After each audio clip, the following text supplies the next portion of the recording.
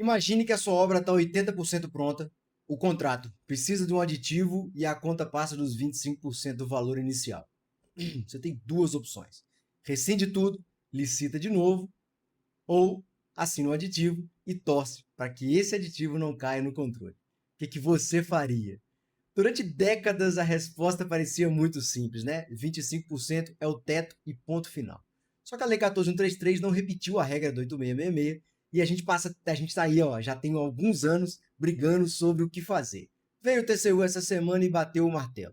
E a resposta, já vou dar um spoiler, não agradou todo mundo. No Explicando a Jurisprudência, a gente pega a decisão do tribunal, traduz para o seu dia a dia na licitação. Hoje, você vai sair daqui sabendo o que fazer quando você precisar realizar um aditivo ultrapassando os 25% e o que o seu processo precisa conter para te dar segurança. Primeira coisa que a gente tem que analisar aqui é que a gente está diante do Acórdão 1753 de 2026, de relatoria do ministro Augusto Nardes, que não é um caso concreto, ele é uma consulta. Por que isso é relevante? Porque a resposta à consulta é dada em tese e tem caráter normativo, funciona como um pré-julgamento da questão jurídica, ou seja, ela não vale só para quem perguntou, ela vale para toda a administração, nesse caso a federal. A dúvida nasce de verdade lá em 2020, Acordo 84, TCU determina que os contratos de supervisão de obra rodoviária não fossem auditados acima dos 25%. Só que veio a 14133 depois disso e deixou esse vazio aí. No fundo, a decisão é: a nova lei tem limite para aditivo consensual ou não? Olha que curioso, a 8666 tinha lá no artigo 65, parágrafo 2º, um texto expresso dizendo que havia o limite. Só que a 14133 não repete esse dispositivo. No artigo 125 atual, só fala em 25% para as alterações unilaterais. E aí? Vamos trazer aqui um resumo da decisão do TCU. Aqui, ó. Em resumo, está lá no item 9.2.1, né, do acordo. O que o TCU decide? As alterações que são quantitativas, vamos lá, canetinha. As alterações que são quantitativas e as qualitativas, sejam elas unilaterais ou consensuais, estão sujeitas ao limite do artigo 125, bem como aos princípios lá do artigo 5º e as disposições do artigo 126 e 128, que eu vou trazer no final da aula. Ou seja, entende o TCU, que mesmo não tendo na Lei 14.133 o texto específico para as alterações consensuais, elas são aplicáveis. O artigo que limita as alterações unilaterais também é aplicável às alterações consensuais. A segunda coisa que o TCU decide aqui, vamos ajustar aqui a telinha, excepcionalmente, nas alterações consensuais é facultado à administração ultrapassar esses limites, desde que sejam necessários à completa execução do objeto e demonstrado por escrito, meus amigos, dever de fundamentação, motivação da decisão, nunca se esqueçam disso, a viabilidade. E a viabilidade é dividida em 3 pontinhos. A técnica: o contratado mantém as condições, garantias e a capacidade técnica e econômico-financeira de executar a contratação. A econômica o aditivo tem que custar menos que uma nova contratação, levando em consideração o custo da rescisão, da nova licitação e a manutenção e vigilância daquilo que estava ali esperando o novo contratado chegar, tá bom? E a social: o aditivo ele deve atender o interesse público, né? Antecipar os benefícios e o usufruto do objeto contratado. E aí a gente vai trazer aqui o raciocínio do relator, porque esse caso aqui teve uma divergência da área técnica com o voto vencedor. De acordo com a área técnica, o legislador não proíbe, né, as alterações consensuais. Significa que ele deixou em aberto. Essa é a posição, inclusive, de alguns doutrinadores e do TCE de Minas. Ele já tem um parecer também em consulta nesse caso. Só que o relator diverge, ele adota a ideia de legalidade estrita. A administração pública só faz aquilo que a lei autoriza. Se a lei não autorizou, então está vedado. E aí, ele traz 2 argumentos que, para mim, são de extrema importância. Primeiro, a questão do planejamento. Imagina se a gente não tem essa trava. O projeto básico vai ser feito pelas coxas mesmo, porque não tem como, né?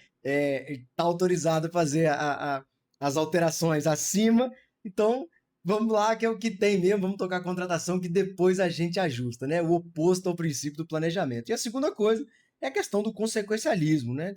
No nosso país é natural a gente falar aqui de situações, de contratos, de alterações exorbitantes, a gente dá essa chancela, a gente pode estar acabando permitindo o total descontrole das receitas e contas públicas. A gente não pode deixar de considerar que esse acórdão ele conversa com a história.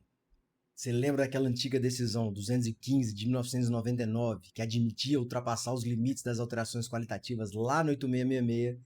Pois é, ela trazia o fato superveniente como um dos 6 requisitos.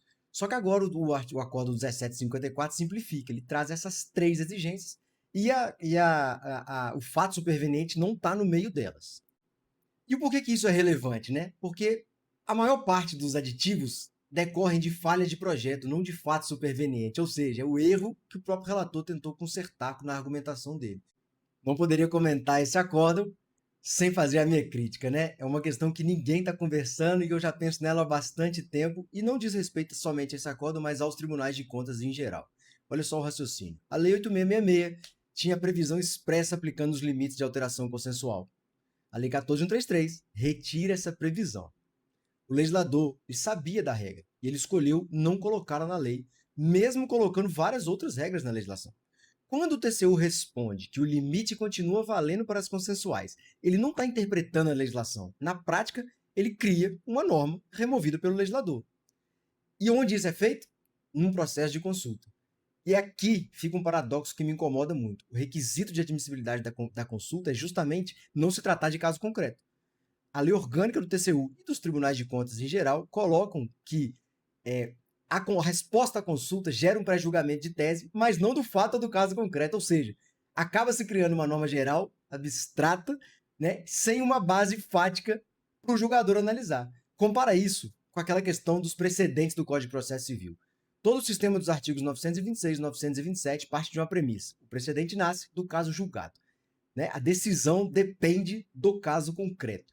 O CPC chega a dizer, lá no parágrafo 2º do artigo 26, que a súmula, que é um enunciado abstrato, deve se ater às circunstâncias fáticas dos precedentes que a motivaram. No judiciário, sem caso concreto, sem precedente. Já no caso dos tribunais de contas, a tese é o contrário, né? Só responde consulta quando não tem caso concreto. O resultado disso tudo é o quê? Uma norma de efeito geral, vinculante, que é obrigatório para toda a administração pública, nesse caso, a administração pública federal, sem que tenha um devido processo legislativo por trás. Mesmo assim, a gente precisa ser justo com o outro lado, lógico, né? A consulta é um instrumento legal e amplamente utilizado pelo sistema de tribunais de contas e ela dá previsibilidade à administração. O problema não é o instrumento da consulta, é usar ele da forma que foi usado nessa consulta específica. Interpretar a norma é uma coisa, criar uma legislação, né, por meio da consulta é outra. Para mim, essa fronteira aqui foi cruzada. A lição central que fica é a seguinte: a Lei 14133 ultrapassar os 25% deixou de ser uma proibição absoluta, mas virou um ônus de motivação extremamente pesado, às vezes até impossível.